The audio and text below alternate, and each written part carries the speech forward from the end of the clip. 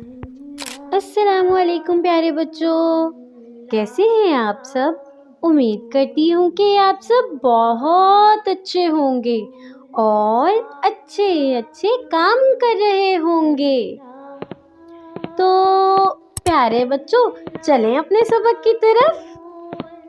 چلیں، آج میں آپ کو بتاؤں گی را کا مخرج کیا ہے، را ادا کیسے کرتے ہیں، را کون سے حروف میں سے ہے، اور را کے اوپر جب کوئی حرکت آ جائے تو اس کو کیسے پڑھا جاتا ہے۔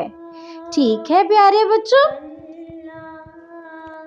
تو پیارے بچوں، اب ہم پڑھیں گے را کا مخرج۔ ٹھیک ہے پیارے بچوں؟ زبان کا گول حصہ کچھ زبان کی بیک سائڈ سے زبان کے سمیت، ٹھیک ہے، جب اگلے 4 دانتوں کے مسوڑھوں سے لگے۔ ٹھیک ہے پیارے بچوں؟ اور اب میں بتاتی ہوں آپ کو کہ را ادا کیسے کیا جاتا ہے۔ ٹھیک ہے، را کو ادا کرنے کے لیے ہمارے زبان میں لرزش آنی چاہیے۔ ٹھیک ہے، را ایسے، اور را حروف طرفیہ میں سے ہیں، اور اس کے علاوہ را موٹے حروف میں سے بھی ہے۔ ٹھیک ہے پیارے بچوں؟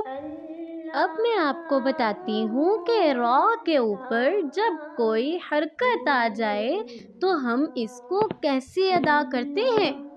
را کے اوپر جب کوئی حرکت آ جائے تو ہم اس کو ایسے پڑھیں گے، را زبر را، را زیر ری، را پیش رو، را ری رو۔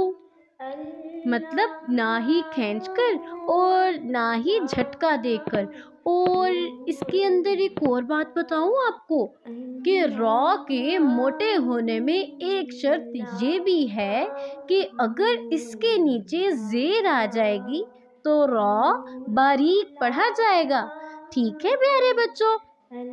اب میں آپ کو بتاتی ہوں کہ را کے بعد اگر حروف مدہ آ جائے تو ہم اس کو کیسے پڑھیں گے۔ ہم اس کو ایک الف کے برابر کھینچ کر پڑھیں گے۔ ٹھیک ہے پیارے بچوں؟ اب مجھے دیں اجازت اور اپنا بہت خیال رکھیے گا۔ ہم ملیں گے اگلی ویڈیو میں اگلے سبق کے ساتھ۔ اللہ حافظ۔